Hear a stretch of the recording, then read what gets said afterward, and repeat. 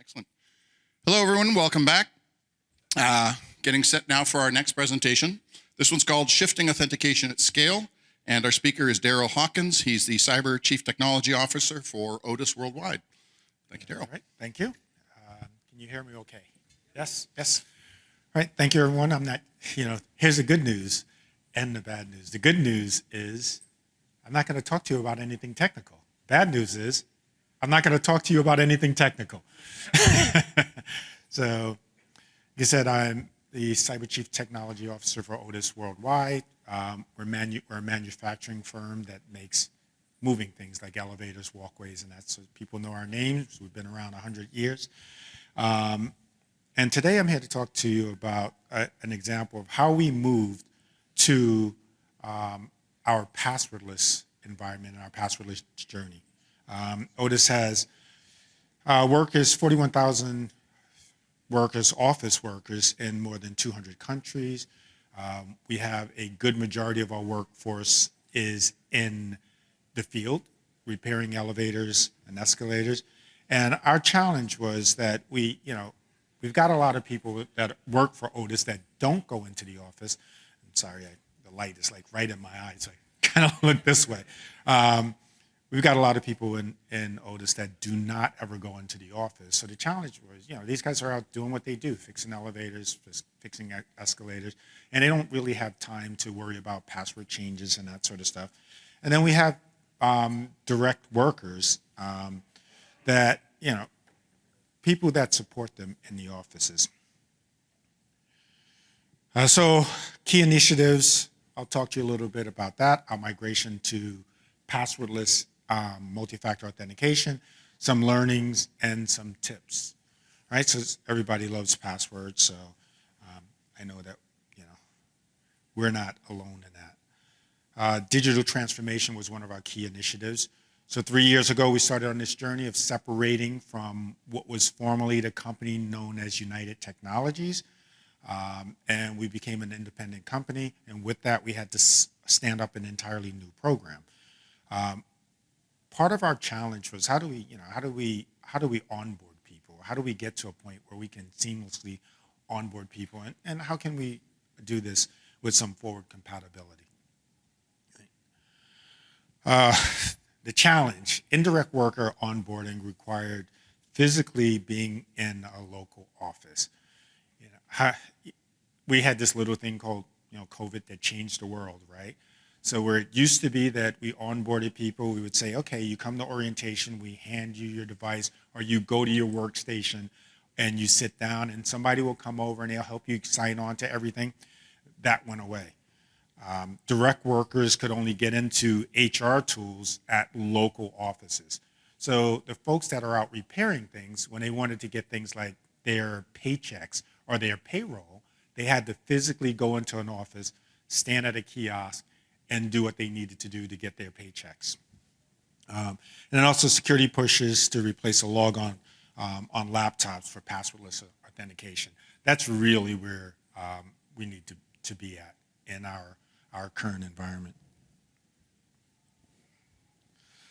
Onboarding challenge. And infrastructure stood up for a basic passwordless authentication. Well, there was really no infrastructure for us. It was passwordless and it was in the cloud, right? So that made our life really easy. The pandemic greatly increased. We went from a few people working at home to the entire company working at home, right? So our VPN infrastructure and the way we supported it changed quite a bit. The help desk needed to regenerate. So we use obviously, we use Hyper as our authentication method for using a magic link. And the help desk, we needed to be able to train the help desk to generate this magic link for them to support the people that were not in the office. The tools we had, the tool didn't yet have a role to integrate or to generate one where we were in the past. So we integrated our IGA solution, so our identity governance with the passwordless solution using their provided APIs. And this enabled us to provide admin level to the help desk and direct supervision. And then onboarding and connection went from literally from 3 days to, we say 30 minutes, but I onboarded a person about 2 weeks ago, and they were up and running in 15 minutes. It literally used to take us weeks to get somebody up and running. By the time they got a laptop, their VPN, or got into the office, it was a real lengthy process. And to actually be able to have somebody up and running in 15 minutes that I had never even seen other than a video interview was a big plus for the company. So our direct worker challenge, HR platforms could only talk to one identity provider, and we had 4 separate independent Azure tenants. So that made it a bit of a challenge for us. Using our IGA and IDP solutions to round out the architecture, merged information, and tied it to our passwordless authentication. And the big thing, we're in 200 countries. Each country had different whys to encourage the registration and the usage of passwordless. And I'll talk about that in a little bit. And the key is, on the next point, is partnering with the business and HR to provide successful support to a small team. Not just, when I talk about business, we talk about our independent business units, but finding that champion in your business that you can go to and say, here's our return on investment on why we want to do this. And my favorite saying is, the answer is money. What's the question, right? When you can show that you're going to save, number one, on help desk support calls, number two, on downtime for field service people, number three, on just making sure people are up and running in a hurry, and finding those partners and those champions in legal, in HR, in our regional CIOs, and in the executive leadership committee, and showing them, well, this is really good, right? Outside of the technical challenge of reducing risk in our environment and frictionless turn up of our employees, right? Just being able to say, this really is saving us a ton of money, right? Being able to talk to that is a good use case. Providing the access to HR platforms and the desktop, using the phone to authenticate, right? So now we don't have to have people go into a physical location. They can use their own device. All we do is, the manager gets an onboarding email that says, when your employee is coming on board, generate the magic link for them. They'll be able to be up and running in VPN in under 15 minutes. And then create another challenge is our fees that we had to pay for employees having emails. So what we did was we created these synthetic identities that looked like an email address but wasn't tied to our email licensing. And that's what we used to create these identities for them, because these are people that they spend 99% of their time outside of an office and they never check email. So why have an email license for them, right? So we created these synthetic identities so that they would be able to authenticate with them. What was our roadmap?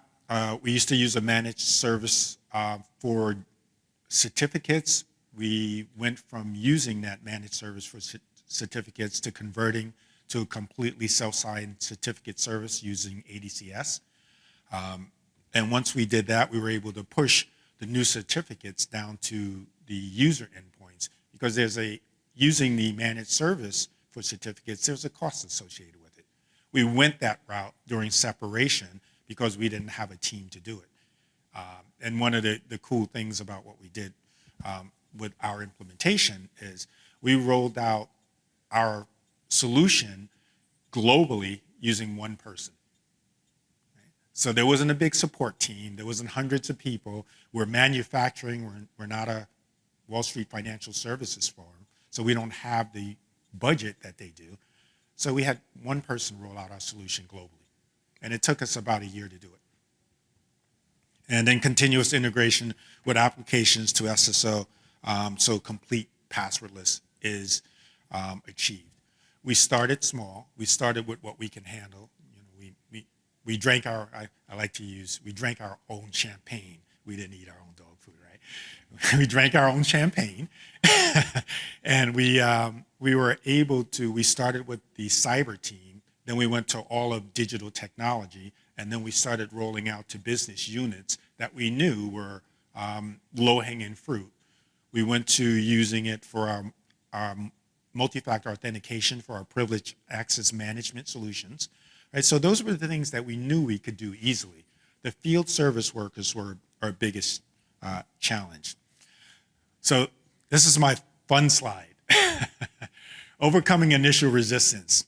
These are actual examples of things that we heard when we tried to do this.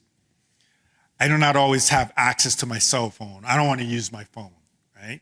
How many times have you heard that? Right? So our answer was FIDO2 keys.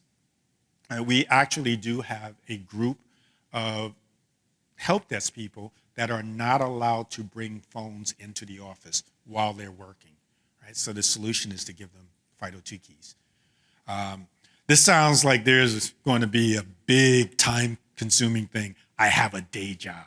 Oh, scary, right? And this was a branch manager that once this person was up and running, like, I'm so embarrassed that I waited so long to register. It was like quicker than brushing my teeth. It really was. So they went from, I can't do this, you're going to make my job so bad, to, hey, wow, this is easy. I don't want to have another authentication mechanism that I have to manage or use. All right, so this was from the Senior Director of HR Operations. It said, I love that I can log in from my work or personal phone, because we do allow people to register both their work phones, if they have a work phone for business, or use their personal device to register. So they always have a way to authenticate. It says, I don't have to remember a password. I only need my face or my thumb, or whatever method you use.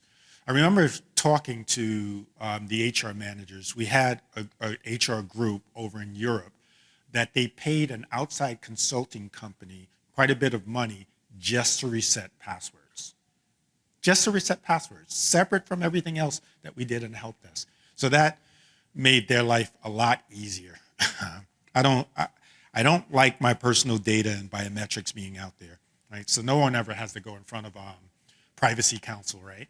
And Works Council and Works Board, right? So the answer is we only use your information on your device, right? If you want to use your own device, it stays on your personal device. So it's not like we don't maintain and keep that information. That, so with each one of these implementations that we do, we have to go through all of the global work councils. Again, we're in 200 countries, so global works councils, privacy impact assessments, legal, HR, and making sure that the employees that are using it, that their data is covered. So again, what the key here is, and I'll say it again because this makes life so much easier. Find your champion, right?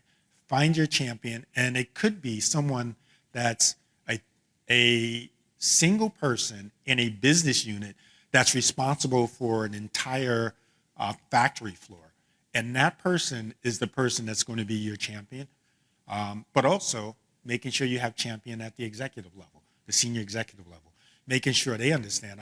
We put our CEO on passwordless, right? And we're like, okay, this could either be really good or it could be career limiting, right? So, and it's one of these things where, hey, you need your HR data, you go in, you just hold your phone up to your face and you're off and running. So making sure that you find your champion, making sure that you over-communicate and get that buy-in is critical to the success of your operation. And then once you get there, then finding your success stories along the way, and then taking those stories and using that for the next group, saving the hard stuff, obviously, for last. We got all of our privileged access management, all of our digital technology folks, all of our applications like Workday, ServiceNow, and anything that was web-based or external-facing. And then we saved the final piece. I know some other companies have done the reverse. They've done desktop first. We saved desktop for last because that was the largest population of people to hit. So Workday was, hey, you want to get paid? Use this app, right? So, and the more we get those workers used to it, the more they understand that they do not have to go into the office in order to use this, the better it is for them.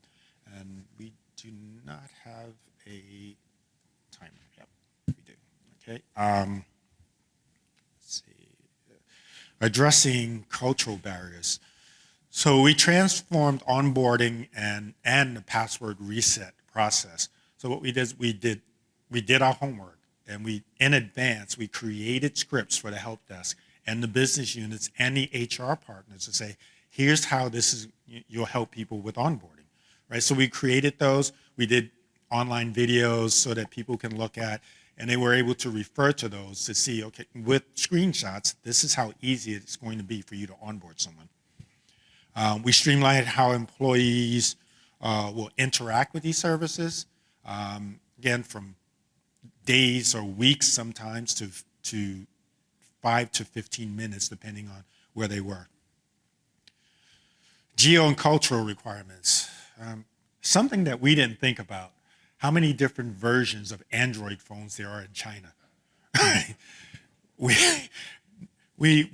said, okay, this is easy. We got iPhones, we've got Androids, just two, right? There were literally like hundreds of different types of devices that people were bringing. Why doesn't this work? And, we had to make sure that we drew the line in the sand and say, all right, our corporate standard is the iPhone, and for the Android, here are our corporate standards. You can use whatever you want, but here are the standards that we know work and support. And then the next level of security assurance combined with an excellent user experience. Right? Just being able to see the HR people's response and say, I just onboarded someone in 5 minutes. It speaks for itself. Rapid onboarding, passwordless access, and uncompromising security strategy. Right? So we all know, put the sticky on the keyboards or on the desk or next to the kiosk where everyone can see it. That all goes away with this passwordless deployment that we've done. It really made our company life simpler. And that brings me right to time for some questions. Thank you. Thank you.